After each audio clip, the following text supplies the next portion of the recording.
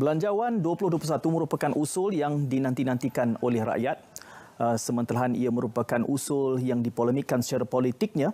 Namun untuk kita memahami dan melihat ke hadapan, kita juga harus memahami apa yang telah berlaku di sepanjang 2020 yang lalu. Untuk rekod, kita juga mengetahui bagaimana dunia seluruhnya terkesan disebabkan oleh wabak pandemik COVID-19 dan ini sekaligus memberikan kesan yang besar bukan hanya kepada Malaysia tetapi semua. Termasuk kita melihat bagaimana negara-negara maju, bahkan United Kingdom sendiri menyusut sehingga 21%. Dan jiran yang jauh di selatan juga menyusut pendapatan ekonominya sehingga 12%. Malaysia juga tidak terkecuali.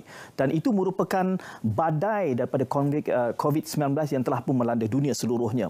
Namun begitu untuk rekod, pada awalnya, kerajaan telah memperuntukkan sehingga 297 bilion dalam konteks belanjawan 2020 yang lalu dan ia merupakan 18% daripada KDN kes keseluruhannya. 81% adalah untuk belanja operasi dan hanya 19% sahaja diperuntukkan untuk belanja pembangunan. Dan kita juga mengetahui di mana sepanjang tempoh 2020 menjelang Mac, dunia dan Malaysia juga telah melakukan beberapa langkah drastik bagi menangani kesan ini. Dan di antara Mac hingga September tahun ini saja kita melihat 300 bilion diperuntukkan bagi tujuan untuk meredam tekanan COVID-19, dampak ekonominya. Dan kita melihat berbagai insentif yang dibawakan dalam bentuk pakej penjana dan juga prihatin. Dan sebanyak 300 bilion ini telah memberikan kesan yang positif kerana data ekonomi menunjukkan untuk konteks pengangguran Malaysia telah dapat dikurangkan di antara Mei hingga Julai di mana bermula dengan 5.7% daripada Mei telah dikurangkan sehingga 4.7%, bererti pakej yang disediakan oleh pentadbir negara telah pun membawakan dampaknya. Namun kita juga memahami realiti ekonomi yang kita berdepan termasuk dampak yang membadai kini dalam bentuk cabaran COVID-19. Gambarannya mungkin hanya akan mula mereda menjelang suku kedua tahun hadapan. Dan untuk kita memahami bagaimana letak duduknya keabsahan bajet ini nanti dan polemik politik yang wujud, kita berbicara tentang ini di dalam Bicara Politikonomi.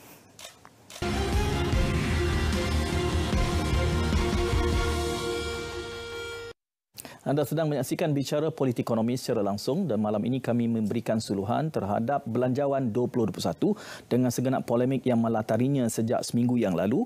Dan untuk tujuan perbincangan pada malam ini, bagi kita memahami letak duduknya, pentingnya Belanjawan 2021 ini dalam pengurusan negara khususnya dalam konteks peruntukan dalam perlembagaan, pastinya penyandang kursi Institusi Raja-Raja Melayu ITM. Sekali lagi bersama dengan saya pada malam ini Profesor Dr. Syam Rahayu Abdul Aziz. Prof, Assalamualaikum. Waalaikumsalam warahmatullahi wabarakatuh. Terima kasih kerana menemani saya pada malam ini dan sebelum kita melanjutkan bicara ingin kami kongsikan juga perutusan rasmi yang telah pun diterima. Pastinya semua telah pun memahami konteks yang dibicarakan yang dikeluarkan oleh Istana Negara merupakan nasihat oleh Seri Paduka Baginda Yang di-Pertuan Agong agar semua ahli Dewan Rakyat memberikan perhatian mendukung belanjawan yang bakal dibentangkan dan juga pesan kepada semua ahli Dewan Rakyat agar mengelakkan berlakunya persengketaan yang bertujuan untuk memenangkan juak dan pihak masing-masing dan memberikan fokus bagi negara dapat memberikan tumpuan di dalam menghadapi wabak COVID-19 ini dan itu sudah pun saya kira ramai yang menerimanya, telah pun tular dan saya kira ini juga merupakan satu isyarat yang penting untuk kita bicarakan dan untuk kita memahami peri pentingnya kerana kalau boleh saya mulakan dengan Prof. Syam Rahayu dahulu di mana dalam konteks legislatif ya apabila bajet itu dibentangkan ianya seringkali dianggap sebagai suatu peruntukan dan juga belanjawan yang telah dipersediakan oleh pihak eksekutif. Tetapi apabila ianya dibentang pada hari ini, saya kira ini merupakan satu kesempatan untuk kita memahami. Dan seperti yang saya selalu sebutkan, di mana ada krisis, di situlah ada peluang. Dan saya kira ini peluang untuk kita memahami letak duduknya Seri Paduka Baginda Yang di-Pertuan Agong dalam belanjawan negara. Mungkin kacamata pakar perlembagaan terlebih dahulu melihat perbincangan kita malam ini dan juga perutusan rasmi daripada Istana Negara yang telah dikongsikan seketika tadi. Terima kasih Saudara Said. Ya. Saya fikir ini macam yang Saudara Said sebut tadilah, saya sangat setuju bahawa inilah peluang untuk kita sebagai rakyat Malaysia ni melihat lagi apa yang ada dalam perlembagaan. Sekarang ni kita menggunakan istilah bajet, undang-undang rang undang-undang perbekalan. Ini adalah dua perkataan yang sering digunakan lah. Dalam perlembagaan juga menggunakan istilah perbekalan. Ya. atau dalam bahasa Inggeris menggunakan istilah supply. Ya. Tapi dalam perlembagaan itu ada dua perkara penting berkaitan dengan bajet lah. Saya gunakan bahasa yang sering difahami kan dengan bajet. Pertama, terutamanya perkara 99 dan juga perkara 100 pada Perlembagaan Persekutuan. Ya.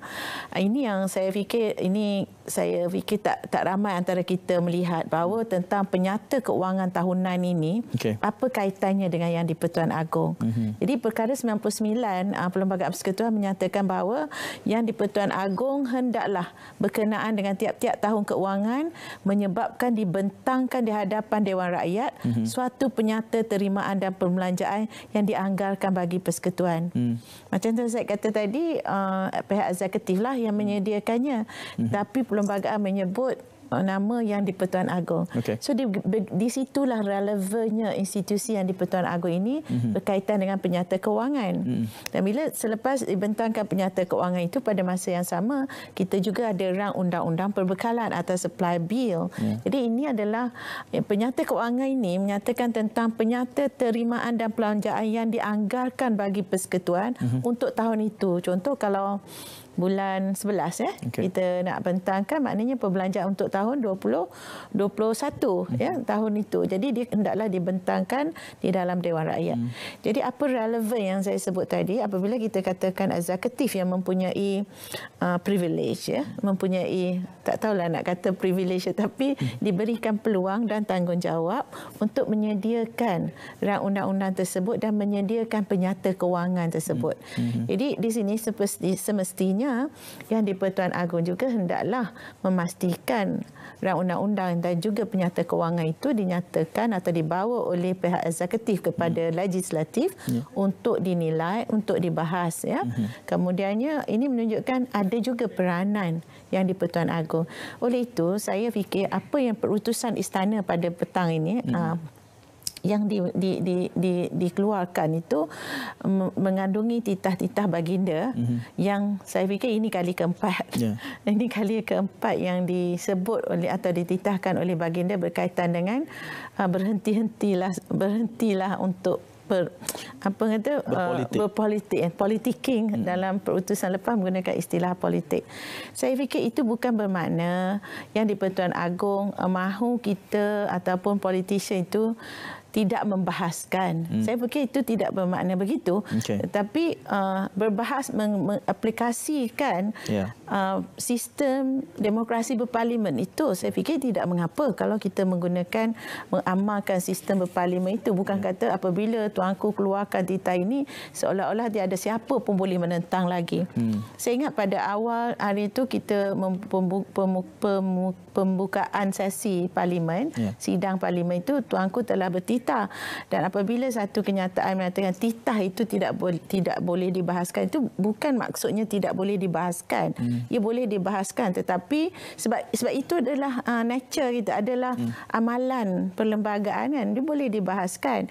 Tetapi perbahasan itu adalah bertujuan untuk menambaik atau menambah baik sesuatu undang-undang itu. Ia bukan sesuatu yang kalau betul-betul lah is a failure bill lah. Katakan undang-undang itu memang tak ada manfaat langsung.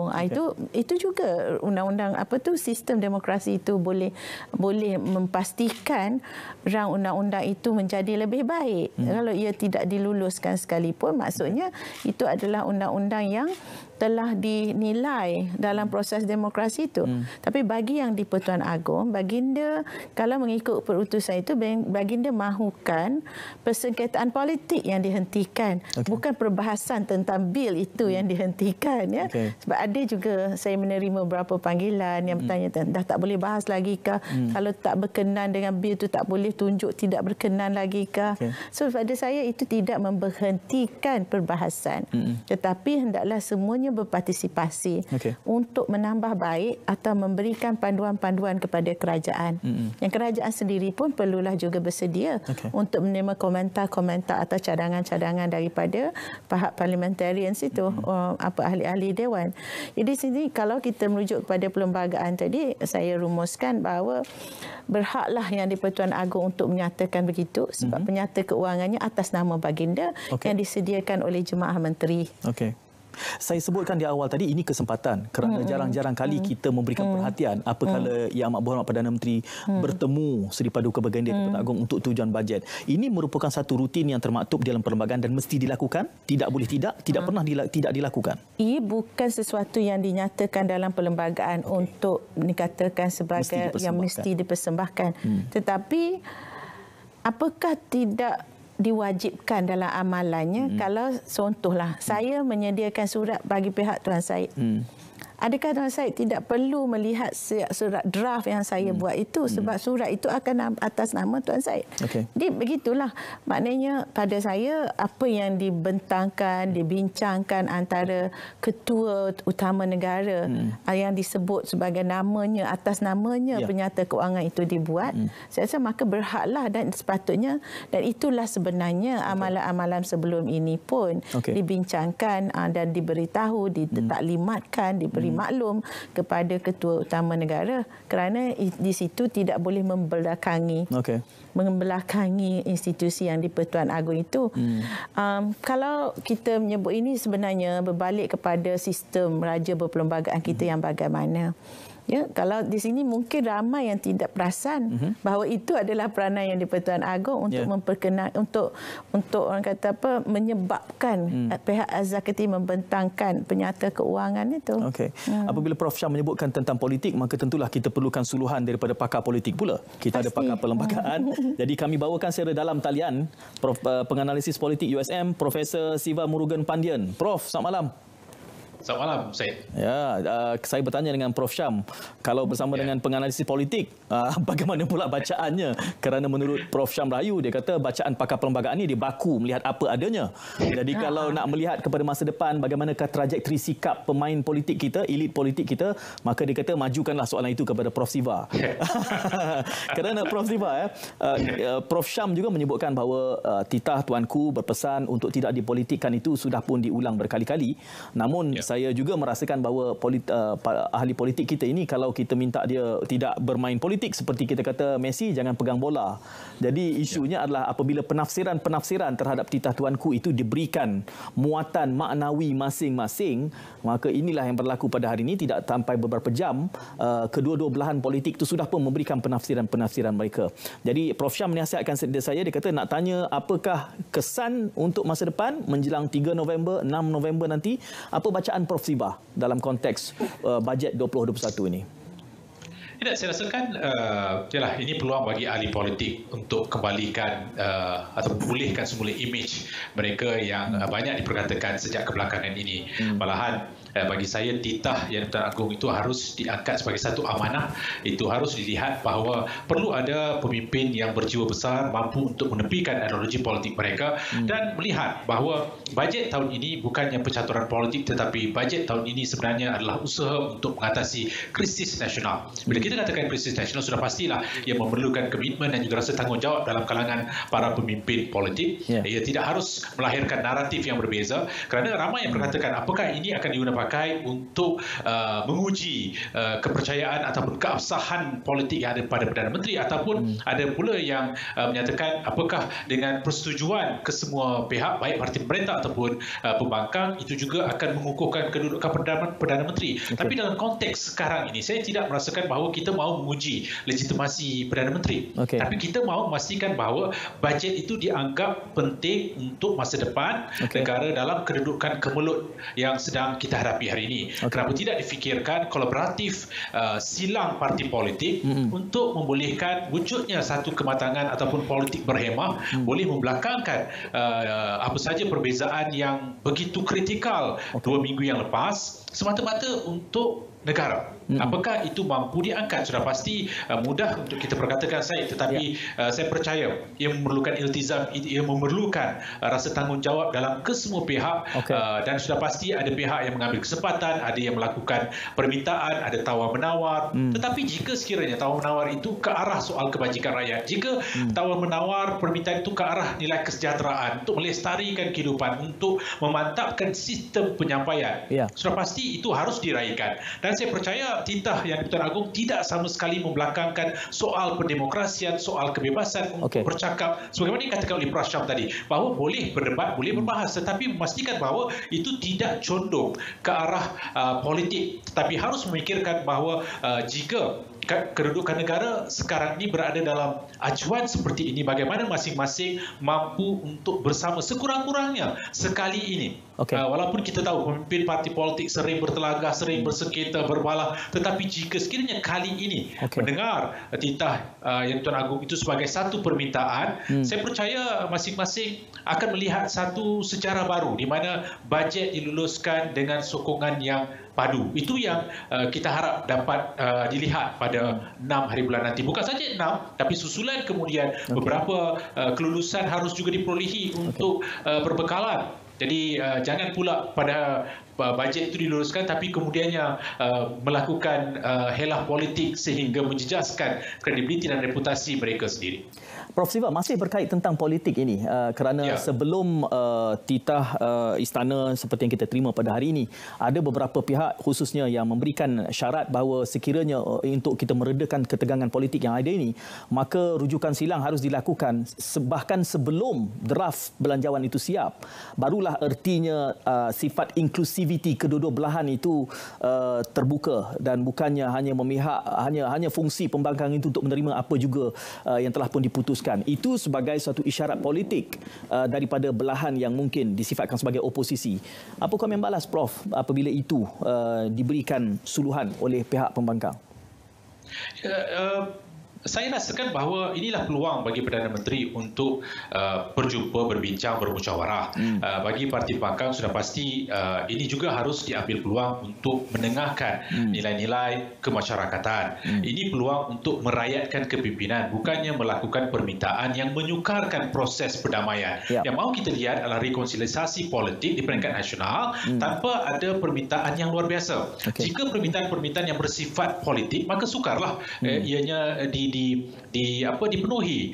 Kita harus bersifat munasabah. Syur-syur pertimbangan dari parti pembangkang saya percaya ada juga yang boleh dipertimbangkan oleh pihak kerajaan kerana mereka juga telah melakukan libat urus di merata Semenanjung, Sabah dan Sarawak. Kenapa tidak libat urus kali ini menunjukkan bahawa boleh melakukan rundingan perdamaian. Di sinilah saya rasakan bahawa jika ianya menjurus kepada soal bajet semata-mata, tidak dipolitikkan, tidak menunjukkan bahawa ini peluang untuk diambil serta menampilkan beberapa permintaan, saya rasa itu akan menjadikan ia mustahil. Misalnya, jangan pula sekarang ni mahu peletakan jawatan menteri. Misalnya, jangan pula sekarang ini dikatakan ada syarat kita harus melihat kepada reformasi tertentu. Tapi kalau reformasi itu menjurus kepada persoalan, macam saya katakan tadi, ketahanan ekonomi, untuk membolehkan soal kebajikan, soal frontliners yang sedang bergelut dengan nyawa dan juga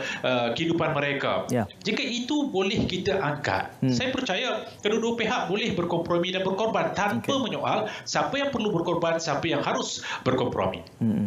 Okey, Prof. Siva mungkin jauh di sana, tetapi jangan menjauhkan diri, sila duduk, jangan lari. Kita nak Prof. Siva ada bersama kami sehingga minit-minit terakhir, Prof. Siva. Terima kasih. Prof. Siva boleh mendengar perbincangan kita secara dekat, jadi akan boleh terus saja. Bahkan Prof boleh saja bertengkar dengan Prof Syam. Silakan kalau ada yang ada setujulah. Di sini tidak ada kerusi yang direbutkan, Prof Siva. Jadi kita tenang-tenang saja bincang tentang bajet. Okey, saya berbalik Prof kepada Syam harus dihormati sebagai pakar perlembagaan ya, bagi saya rasakan itulah. Itu harus dijadikan sebagai rujukan. Ya, Prof Siva, tengok siapa duduk di depan. Saya berbalik kepada Prof Syam. Prof Syam menyatakan bahawa tidaklah bererti apabila titah tuanku itu mengatakan ini merupakan bajet yang harus mendapat mandat dan sokongan daripada kesemua belahan politik, maka ada ruang untuk dibahaskan. Namun ada sedikit cabaran soal muatan pertanggungjawapan di situ apabila kerana kita pernah berdepan dengan realiti cabaran ekonomi dan kita berdepan dengan antara kemelut integriti yang terbesar di dunia. Dalam keadaan belanjawan itu dibentangkan dengan mengikut tata cara seperti yang digambarkan dan peruntukannya pun jelas di dalam perlembagaan kita. Jadi saya kira ruang bahas sejauh mana ianya wajar itu bagaimana kebijaksanaan perlu diletakkan dalam keadaan kita telah pernah berdepan dengan realiti ini daripada 2015 hingga ke kini, dan walaupun proses mahkamahnya belum selesai. Jadi selama kita tidak punya elemen check and balance yang tekal, selama itulah ia dibentangkan pada tuanku. Bagaimana kedudukan tuanku di dalam muatan kuasa yang ada pada baginda itu untuk memastikan agar ya benar kita tidak mengharapkan politik yang melampau sehingga menjejaskan, tetapi di waktu yang sama ada satu sisi yang tajam, yang sangat halus. Jangan sampai belanjawan itu seperti mana sebelumnya pernah menjadi aparat untuk mungkin menyembunyikan elemen-elemen yang seringkali saja tidak mahu dibahaskan dalam parlimen yang mulia itu. Apa kebijaksanaan yang boleh kita kongsikan?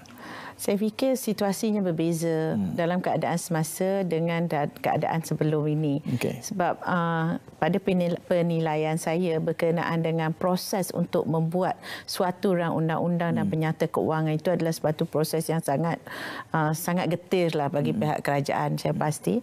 Tapi dalam keadaan semasa ini yang dikatakan suatu macam Prof Siva sebut tadi, ini dikatakan satu peluang untuk rekonsiliasi antara parti-parti politik, sama ada dari pihak kerajaan atau pihak pembangkang. Baik, dari segi perundangannya, apabila kita lihat suatu rang undang-undang itu telah diluluskan, ia adalah menepati prosedurnya. Dan sekiranya secara teknikalitis sebenarnya memang mesti wujudnya tekanan.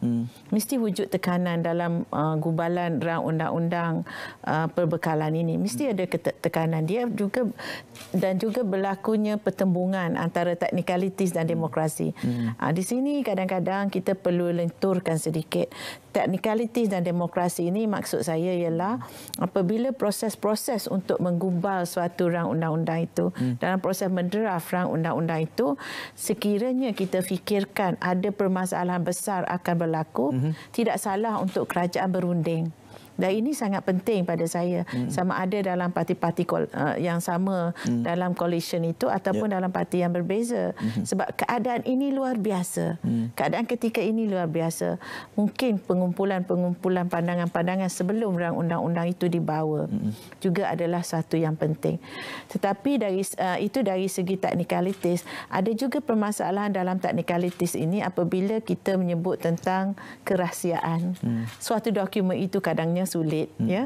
Bila ia menjadi begitu, kadang-kadang ia akan menyekat suatu proses pendemokrasian yang jelas dalam proses menggubal undang-undang itu. Jadi demokrasi itu kadang-kadang disekat dengan teknikalitis. Jadi di sini ke tahap mana kita boleh berrekonsiliasi. Dan kita sebagai rakyat, kita mengharapkan supaya apa yang dilakukan oleh kerajaan itu sebenarnya adalah suatu yang merangkum, suatu yang telah bersedia dihadapi di dalam proses demokrasi di parlimen itu apabila teknikalitis yang saya sebutkan itu telah berlaku. Tapi proses ini semuanya tidak ada dalam perlembagaan. Yang saya gunakan itu ialah proses bagaimana untuk ia dijadikan demokrasi, bagaimana untuk menyerlahkan kehendak, semangat, ruh yang ada dalam perlembagaan itu. Sebab kalau kita lihat kepada peruntukan perlembagaan, ia menyatakan tentang undang-undang perlembagaan. Ia tidak menyatakan tentang amalan perlembagaan. Sebab amalan perlembagaan itu akan boleh mendatangkan hasil keadilan seperti yang dimahukan oleh perlembagaan. Ini satu prinsip umum dalam kita membaca perlembagaan. Maknanya apa yang kita lihat dalam undang-undang itu, dalam perlembagaan kita ini ada dua perkara. Pertama, dari segi perundangan yang jelas dan nyata. Yang keduanya dari segi amalan yang boleh menghasilkan keadilan yang dicapai oleh perlembagaan itu sendiri. Prof Shah Melayu dan Prof Siva, kita berehat seketika malam ini secara langsung membicarakan tentang belanjawan 2021, peruntukan perlembagaan dan juga sikap Ahli Dewan Rakyat. Teruskan kesetiaan anda.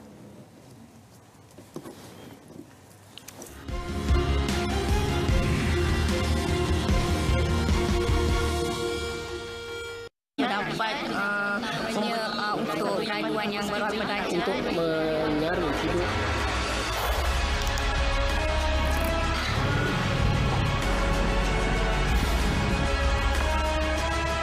memperkukuh kesejahteraan, memacu pertumbuhan.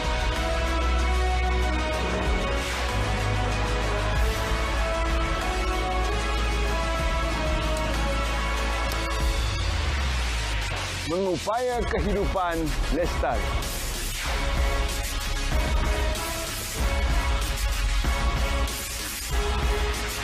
Memperkasa penyampaian perkhidmatan kerajaan.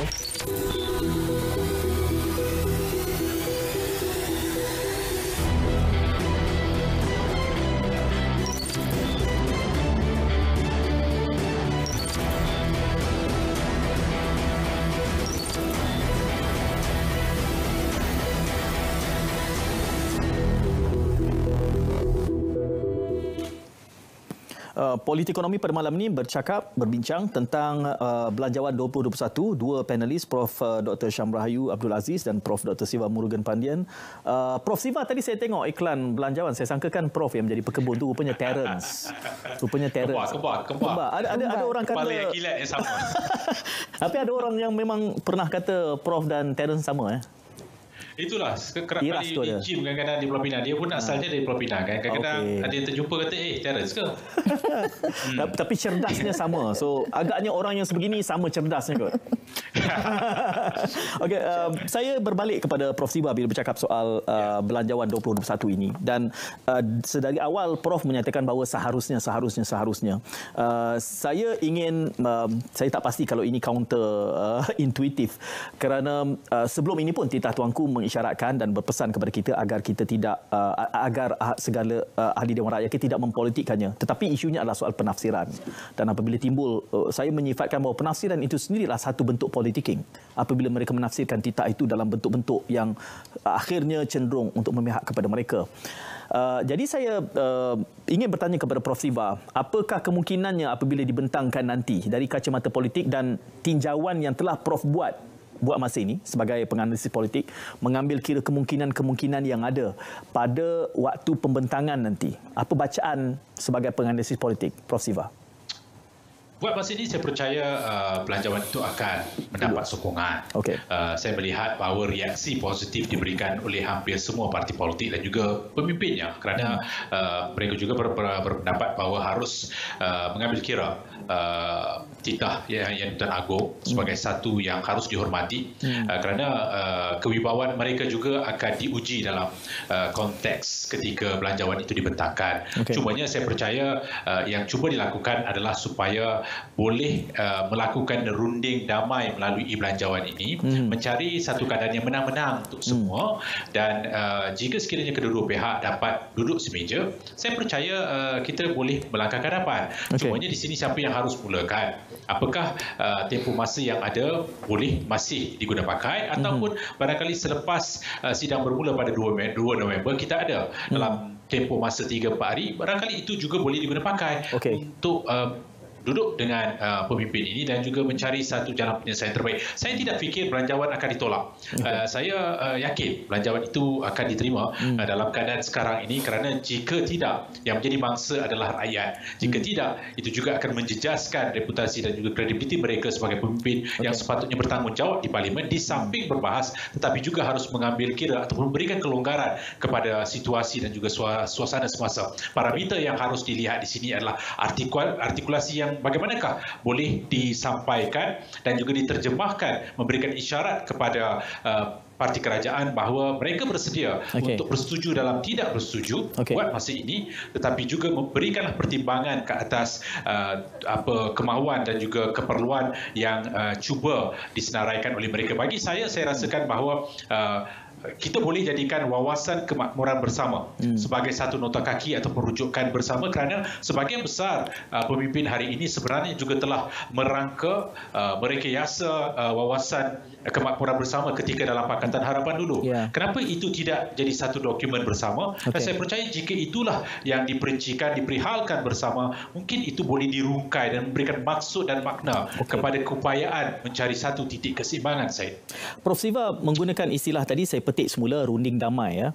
Mungkin kalau dari segi akademiknya kita boleh menerima ya runding damai, tapi dalam konteks politik bagaimana wajah perundingan damai itu dilakukan demi bajet ini misalnya. Apakah yang tergambar kerana tadi Prof Siva juga menyatakan siapa yang memulakan langkah. Saya tergambar bahawa mereka yang harus memulakan langkah pastilah mereka yang berada di status quo. Kerana siapa yang punya kunci untuk membuka pintu itu sekurang-kurangnya bacaan daripada saya. Tetapi apabila melihat kepada elemen-elemen runding damai ini, apakah bentuknya dari konteks politik? Sementara sebelum ini kita juga, saya akan tanya soalan yang sama kepada Prof Syam, bahkan demokrasi negara barat, Amerika Syarikat juga pernah menghadapi krisis apabila belanjawannya tidak lulus, dan ini saya anggap juga satu kesempatan untuk kita memahami realiti bentuk dan wajah demokrasi yang milik kita berbanding dengan milik sebuah negara yang sifatnya republik sebagai contoh. Runding damai ini bentuknya sebagaimana? Sementara tadi Prof Siva juga menyatakan hari-hari yang berbaki ini tinggal beberapa hari saja yang kita at our disposal untuk langkah runding damai itu boleh dilakukan. Apa yang ideal dari kacamata Prof Siva? Dan bagi saya runding damai ini tidak boleh meletakkan sebarang syarat. Tidak boleh kerajaan menyatakan bahawa inilah yang telah kami lahirkan sebagai satu dokumen yang komprehensif menyeluruh harus diterima. Dan parti pembangkang tidak harus melihat ini sebagai satu yang perlu diikuti. Bila dikatakan runding damai di sini, bila kita ada negosiasi, sudah pastilah akan ada tawar-menawar dan juga mediasi yang dicari daripada negosiasi tadi. Jadi sejauh manakah kedua-dua pihak boleh mencari satu titik keseimbangan, sudah pasti ini harus dibawa ke meja rundingan. Runding damai tidak boleh berlaku melalui media. Kebanyakan kenyataan yang kita lihat sekarang ini, komunikasinya adalah melalui media. Barangkali ada berlaku di belakang tabir perbincangan yang tidak diketahui, tapi saya percaya media tidak boleh digunakan sebagai saluran rasmi untuk menyampaikan isyarat kepada mana-mana pihak untuk datang melakukan pelawaan ataupun jemputan. Di sini yang harus kita lihat adalah perlu ada yang berjiwa besar untuk mengenepikan apa saja yang telah menyekat usaha runding damai sebelum ini supaya mencari satu jalan tengah. Perlu ada jalan tengah di sini kerana saya percaya rakyat juga sudah bosan muak dengan apa yang sedang berlaku. Jika pemimpin ini mengutamakan agenda yang saya namakan sebagai merakyatkan kepimpinan, maka mudahlah untuk kita mencari jalan penyelesaian. Sekurang-kurangnya gencatan politik ini harus dilakukan sementara waktu selepas keadaan reda. Kerana bagi saya bajet ini adalah bajet perpaduan COVID-19. Bila saya katakan perpaduan bukan hanya dalam kalangan rakyat. Perpaduan dalam pemimpin akan menjadi satu cerminan, satu teladan kepada yang lain. Jika itu boleh diangkat semula, malahan itu akan menguntungkan ahli politik kerana akan boleh mengikis semula imej yang tercalar. Bagaimana untuk membina semula sebagai satu pemimpin yang ada ketokohan. Dan dalam konteks ini perlu sebagaimana yang saya gunakan tadi, kolaboratif silang parti politik. Bukan saja bipartisan, dua blok besar, tetapi ambil kira peranan yang lain. Sejauh manakah mereka juga mampu untuk memainkan peranan dan juga sumbangan ke arah bajet 2021 ni, saya. Sebenarnya saya nak beralih soalan berikutnya kepada Prof Syam, tapi apabila Prof Siva menyebutkan itu, ada satu elemen tadi Prof telah menyinggung portfolio saya, media tadi tu. Kerana Prof Siva memberikan gambaran seolah-olah kerana menjawab, bersoal jawab, bertelagah di media. Saya melihat media ini ada cabang positif, ada cabang negatifnya. Kerana bila mana kita ingin memberikan isyarat perdamaian, runding damai itu, saya kira kalau ada satu foto op di antara Yang Amat Berhormat Perdana Menteri dan Ketua Pembangkang, di situ saja pun sudah menjadi satu simbolik yang besar penting. Prof Siva boleh bersetuju kita lobby ke arah itu? Tidak, saya bersetuju. Kalau kedua-duanya boleh berjiwa besar, duduk semeja. Media saya tidak lihat dari aspek negatif. Tidak. Media mainkan peranan. Sumbangannya besar. Pandai Prof Siva. Dan saya percaya media juga boleh menyumbang ke arah runding damai ini. Kenyataan yang dikeluarkan ataupun ahli politik menggunakan saluran ini kerana mungkin tidak menggunakan saluran rasmi. Mungkin merasakan bahawa bila tidak ada saluran lain, media menjadi salah satu instrumen ataupun metodologi yang paling dominan. Saya melihat kalau sekiranya kedua-dua pemimpin ini boleh duduk bersama, sekurang-kurangnya sebagaimana yang saya katakan tadi, menunjukkan bahawa mereka sebenarnya committed dengan rasa tanggungjawab ke atas isu bajet, itu akan melakar sejarah baru kepada politik. Walaupun berada dalam krisis, walaupun kita melihat ini sebagai satu konflik nasional, tetapi bila datang kepada satu isu yang mengutamakan rakyat, masyarakat, orang kebanyakan, mereka boleh bersama, dan itulah yang mahu dilihat oleh orang ramai yang sebenarnya berada dalam keadaan terdesak. Kita hanya memikirkan mereka yang berada dalam peringkat atasan. Bagaimana yang di bawah ini yang tidak memahami apa bajet, apa yang akan berlaku kepada mereka. Yang selama ini tidak faham pun bila bercakap tentang bajet, tiba-tiba mahu tahu dan juga mengambil kira partisipasi dari sudut sosialisasi mereka. Dan saya rasakan cadangan saya itu amat baik. Saya sebenarnya itu jika boleh diangkat, maka itu boleh kita raikan sebagai proses demokrasi dalam konteks negara kita. Okey. Soalan saya itu soalan usikan, hanya memerlukan jawapan setuju atau tidak. Tapi inilah manifestasi demokrasi, ya. Bebas untuk. Terima kasih atas persetujuan lobi itu. Saya beralih kepada Prof Syam. Bila bercakap tadi soal bajet ini dalam kerangka demokrasi moden, ada saja negara maju yang sebelum ini tergantung belanjawannya disebabkan oleh polemik yang seumpama ini. Betul. Pernah sebutnya enlighten us. Apa istilah Melayunya? Hiburkan kami, berikan pencerahan kepada kami. Baik. Ya, kalau kita lihat pengalaman dunia, negara yang seperti yang Tuan Syed sebut tadi memang jelas, tapi kita tidak mahu itu berlaku. Kita pastinya tidak mahu. Maknanya apa yang Prof Siva sebut itu, rakyat terbanyak ini sebenarnya mahu memastikan kehidupan mereka itu terjamin. Dan dalam konteks sebuah negara, jaminan kepada kehidupan ekonomi masyarakat itu adalah dengan rang undang-undang perbekalan ini. Menunjukkan macam mana dari segi keuangannya, itulah puncanya. Kalau tiada, maka akan sukarlah hidupnya, akan susah negara kita. Baik, kalau saya juga merujuk kepada runding damai yang dimaksudkan tadi, ya. Kalau Prof Siva bercakap tentang runding damai dalam parti-parti politik, saya cuba membawa kepada penonton bagaimana rundingan ini boleh berlaku dalam proses gubalan itu sendiri, ya. Apabila kerajaan membentangkan sesuatu rang undang-undang, kemudiannya dibahaskan, ya. Saya cerita yang ringkas sajalah yang kita nampak pembahasannya dalam dewan itu, dan dibahaskan. Semasa perbahasan itu mungkin timbul perkara-perkara yang tidak puas hati dalam kalangan parliamentarians, ahli-ahli parlimen itu sendiri. Kemudian dalam proses membuat gubalan undang-undang ini, dia ada juga proses jawatan kuasa atau jawatan kuasa komiti yang special committee untuk melihat isu-isu yang timbul daripada suatu perundangan. Dan ini adalah suatu pembaharuan dalam negara kita kalau kita boleh capai ke tahap itu dan bersetuju. Yang komiti itu juga, jawatan kuasa itu juga mungkin terdiri daripada pihak yang pelbagai parti politik dan juga akan melibatkan teknokrat. Ini sangat penting sebabnya pakar ekonomi juga mungkin boleh menyumbang kepada penambahbaikan dalam rang undang-undang itu. Jadi semua pihak harus orang kata berjiwa besar, membuka hati mereka untuk kebaikan rakyat, ya. Saya fikir ayat yang akan menjadi lebih popular ialah di mana kebajikan rakyat itu dijaga.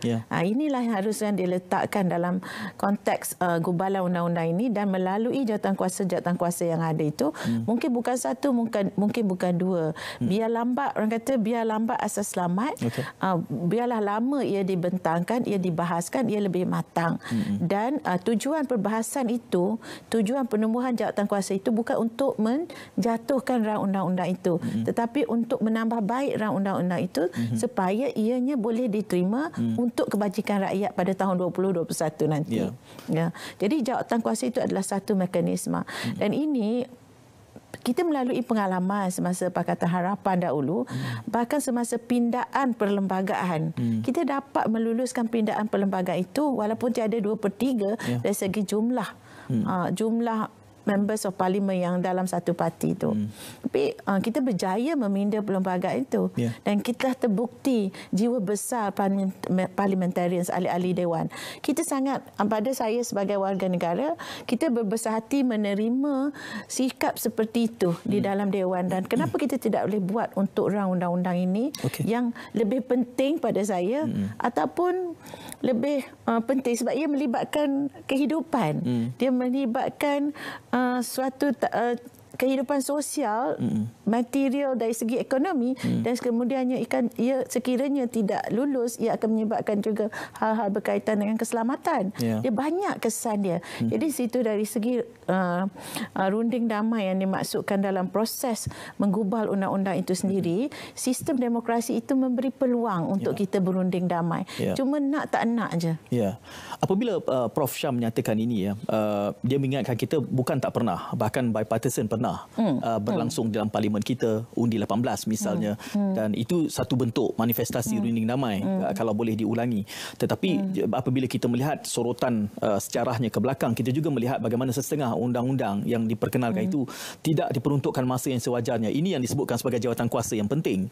Bererti kalau kita punya komitmen, ini adalah merupakan antara tiang seri yang harus kita perkemaskan proses di dalam parlimen itu, pemberkasaan ataupun reformasi parlimen yang disebut dan digembar-gemburkan, agar tidak ada satu-satu peruntukan tu yang dicarikan jalan singkat agar tidak sempat dibahaskan.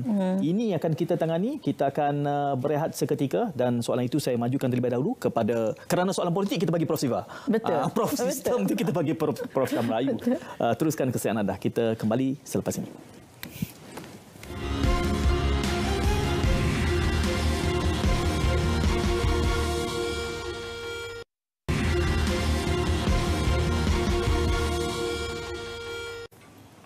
Prof Syam Rahayu dan Prof Siva Murugan bersama di dalam Politik Ekonomi pada malam ini berbincang tentang Belanjawan 2021. Tapi menariknya kerana pada malam ini Prof Siva dan Prof Syam, kita tak banyak sebut angka dan nombor. Tapi sorotan kita adalah dalam aspek legitimasi, keabsahan nanti apabila ini dibentangkan. Kerana kita ada pakar perlembagaan pada malam ini dan kita juga ada Prof Siva, penganalisis politik. Jadi saya gantung satu soalan yang sifatnya berkait tentang proses parlimen. Prof Siva jangan merajuk, boleh juga kalau nak menenganinya selepas ini. Tapi saya nak beralih, memulakan dulu dengan Prof Syam. Saya sebutkan tadi soal credibility, ya, soal bagaimana persepsi rakyat melihat dan memerhatikan. Dan kini kelihatannya apabila tuanku meletakkan tangannya, meletakkan muatannya, pemberatnya, maka kita berbincang ini secara serius, melihat bahawa proses yang berlangsung ini, proses mengadap kepada istana, memberikan kita satu peluang yang penting. Dan digambarkan tadi runding damai ini, bahkan dalam konteks Malaysia kita pernah ada proses yang sifatnya bipartisan, boleh melewati batas politik sokongan yang ada. Tetapi apabila saya sebutkan tadi, kita menyorot ke belakang, ada banyak insidennya kepada mereka yang mungkin fasih tentang proses parlimen. Ada bil-bil tertentu, ada undang-undang tertentu yang cuba untuk mungkin menyekat ruang perdebatan itu dengan pelbagai helah yang ada. Rakyat mungkin tidak semuanya maklum dan sedar. Saya mengangkat ini kerana tadi Prof Syam menyebutkan soal proses di dalam parlimen itu sendiri. Dan ini adalah elemen-elemen yang menjadi tiang seri di dalam reformasi proses itu sendiri. Iaitu ketekalan sistem, ianya harus kelihatan ada ruang untuk perbahasan yang wajar. Mungkin tidak berkait langsung dengan bajet, tetapi ini adalah antara mata rantai runding damai yang penting. Betul. Kalau kita ingin memperkukuh proses demokrasi yang ada dalam negara kita. Saya nak minta Prof Syam menghujahkannya. Reformasi dalam yang telah berlaku lah dalam Dewan Rakyat itu dari segi pentadbirannya kerana digalakkan ditubuhkan jawatan kuasa yang independen. Special Select Committee contohnya, ya. Itu adalah pertama kali satu Special Select Committee yang dibuat untuk IPCMC contohnya, ya. Maknanya proses itu boleh berlaku dan Parlimen membiarkan dan membolehkan, sebenarnya menggalakkan proses itu berlaku. Dan saya percaya kalau saya sebut apa yang telah berlaku sebelum ini, jangan benarkan ia berlaku lagi, sebab ia akan menjadikan sistem demokrasi kita itu akan lunyai, akan hilang, ya, akan bincang, betul. Jadi dia tidak akan dapat mencapai suatu matlamat dalam membuat suatu undang-undang yang penting. Dalam proses gubalannya, sebelum dia masuk ke dalam parlimen itu, dia seharusnya mengambil masa yang agak panjang supaya polisi-polisi untuk dibentuk perundangan itu menjadi matang. Dan kemudiannya didraftkan undang-undang itu dalam bentuk yang lebih matang.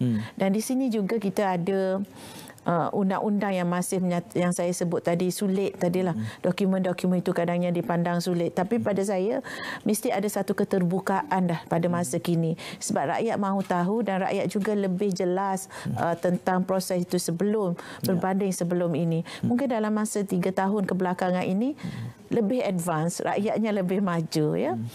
Dan satu lagi dalam parlimen ini saya lihat ialah tentang kualiti perbahasan. Ini ramai diperkatakan oleh rakyat awam yang memerhati kualiti perbahasan itu. Perbahasan yang berkualiti tanpa hujahan-hujahan yang di luar konteks ya. Kalau kita berbahas tentang undang-undang perbekalan, maka fokuslah ahli parlimen fokuslah kepada perbincangan tentang perbekalan itu. Dan itu tidak dinamakan politiking kalau kita betul-betul memfokus kepada perbincangan itu. Maka pada hari ini saya fikir para ahli dewan kita sudah bersedia dengan perbahasan-perbahasan dengan kajian-kajian yang terperinci tentang bagaimana pemulihan ekonomi boleh berlaku dalam konteks pada tahun 2021 tu nanti. Jadi di sini yang saya fikir kita tidak mahu lagi apabila sebagai rakyat, saya bercakap sebagai rakyat, kita tidak mahu lagi apabila kita menyaksikan perbahasan undang-undang perbekalan nanti perbahasan itu tidak berkualiti. Rakyat terbanyak sudah tidak mahu melihat perkara itu berlaku. Jadi inilah cabaran yang besar pada saya bagi ahli-ahli dewan dalam keadaan yang sukar COVID-19, dalam keadaan ketegangan politik, kita mengharapkan kematangan para ahli dewan itu supaya perbahasan itu berkualiti, memberi masa sepenuhnya tumpuan kepada undang-undang yang dibahaskan. Ya, Prof Siva, bacaan politiknya kerana di peringkat awal ada yang mengatakan bahawa ini adalah merupakan belanjawan yang penting untuk menggambarkan populariti, penerimaan, keabsahan kerajaan yang ada ini. Dan ada yang mengatakan bahawa PRU, ada yang ramai yang menuntut tak mahu kerana wabak yang ada ini, tapi ini adalah merupakan penanda arasnya. Apa bacaan politik semasa dari penganalisis politik kita, Prof Siva? Tidak, bagi saya bajet ini tidak boleh kita andaikan sebagai satu keabsahan politik kerajaan ataupun kepimpinan, tetapi ia boleh digunakan sebagai elemen untuk pengukuhan ke atas usaha meratakan padang ekonomi. Sebab itu saya rasakan bahawa titah yang Tuan Agong harus kita halusi, teliti di mana sudah nyatakan keyakinan kepada kerajaan dan Perdana Menteri untuk memimpin ketika kita sedang berhadapan dengan krisis. Ia tidak boleh diguna pakai untuk menguji legitimasi ataupun kepercayaan ke atas kerajaan kerana ini bukan masanya. Jika kita tidak berada dalam krisis, maka itu boleh jadikan sebagai satu ujian ke atas kepimpinan Perdana Menteri. Tapi mungkin kali ini kita harus melihat bahawa ketepikan soal pengukuhan legitimasi ataupun soal untuk melahirkan keresahan ke atas kepimpinan beliau, tapi lebih menjurus kepada bagaimanakah kita mampu untuk melaksanakan tanggungjawab ke arah memperbaiki pertumbuhan ekonomi, memperbaiki kesejahteraan, kebajikan dan juga soal ketahanan ekonomi termasuk kelangsungan perniagaan. Itu harus jadikan sebagai tumpuan. Tapi jika sekiranya masih lagi menggunakan pakai ini elemen untuk menguji legitimasi, maka sukarlah. Sebab itu saya rasakan yang Tuan Agong jelas menyatakan bantu untuk meluluskan belanjawan, kerana jika itu tidak berlaku implikasinya besar. Ketika itu barangkali akan wujud soal kehilangan legitimasi. Jika gagal dalam soal meluluskan belanjawan, kita akan pergi ke episod yang lain yang masih lagi dalam soal politik. Jadi ia bergetir. Sebab itu bajet 2021 ini terlalu penting. Kenapa? Kerana jika gagal mendapat kelulusan, maka implikasinya cukup besar, bukan kepada pemimpin tetapi kepada rakyat. Sebab itu saya rasakan pemimpin harus berjiwa besar, berkorban kali ini untuk majoriti rakyat yang akan saya rasakan mendapat ganjaran yang sewajarnya daripada mereka. Ya, Prof Syam, saya mengendalikan pembentangan bajet ini hampir setiap tahun. Malam, kalau pembentangannya petang, malam itu mungkin akan dipolemikkan.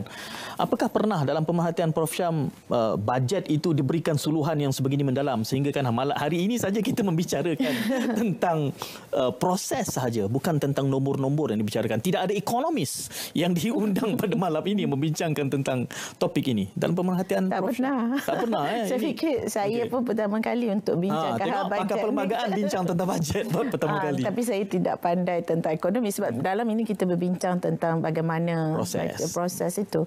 Ya, saya nampak begitu bahawa ianya tidak pernah berlaku sebelum ini dalam dari segi perbahasan, dari segi legitimasinya itulah.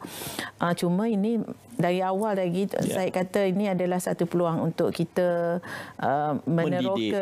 meneroka perlembagaan dan juga terus secara sekaligus mendidik masyarakat.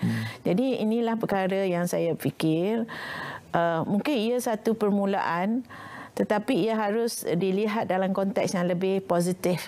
Ia bukan membuka suatu Pandora yang kita bimbang akan melahirkan suatu perkara yang mendatangkan kesan negatif. Tapi ini demi kebaikan dan demi kepentingan untuk kita menilai adakah proses itu menepati perundangan dan sebagainya. 1 minit, Prof. Siva, mungkin apa orang nak kata ya, turning point yang penting dalam bajet untuk 2021 ini.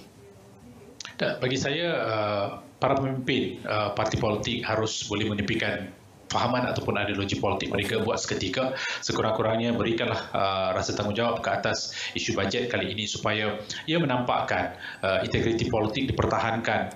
Waktu kita berhadapan dengan krisis ini merupakan soal perpaduan dalam kalangan ahli politik, dan bagaimanakah akhirnya wadah itulah yang boleh diangkat bersama dengan yang lain. Ia juga akan memberikan cerminan ke atas usaha kita merakyatkan kepimpinan. Walaupun ada perbezaan, ada malapetaka yang sedang berlaku. Tapi sekurang-kurangnya ketika ini, marilah kita boleh bersama bertanggungjawab dalam soal yang harus kita utamakan, iaitu rakyat. Ya, Prof. Siva dan Prof. Syam Rahayu, walaupun kita tadi bercakap soal kualiti perbahasan dan kita tidak boleh mengasingkan kualiti perbahasan ini dari realiti kualiti ahlinya. Jadi kalaulah nanti kita mengharapkan kualiti ahlinya juga meningkat, saya terbayangkan kalau Prof berdua pun bertanding, tapi saya pesan tolong janganlah. Kami perlukan tuan-tuan berdua InsyaAllah untuk bercakap beyond political parties agar kita sama-sama dapat mencerdaskan rakyat, bukan diletakkan dalam kotak-kotak sokongan politik, kerana Malaysia sangat memerlukan itu. Terima kasih kepada Prof Syam Rahayu, terima kasih kepada Prof Siva. Saya tak sempat nak mengiringi Prof Siva. Selalunya kalau Prof datang ke sini, saya lah menjadi chauffeur melihat lampu-lampu di Kuala Lumpur ini. Jadi lain kali Prof Siva tolong datang. Mungkin penjarakan fizikal, tak apa, insyaAllah kesempatannya. Terima kasih kepada semua penonton yang menyaksikan episod pada malam ini, dan terima kasih sekali kepada kedua-dua panel kita. Jumpa lagi dalam kesempatan akan datang, insyaAllah. Assalamualaikum dan salam muhibah.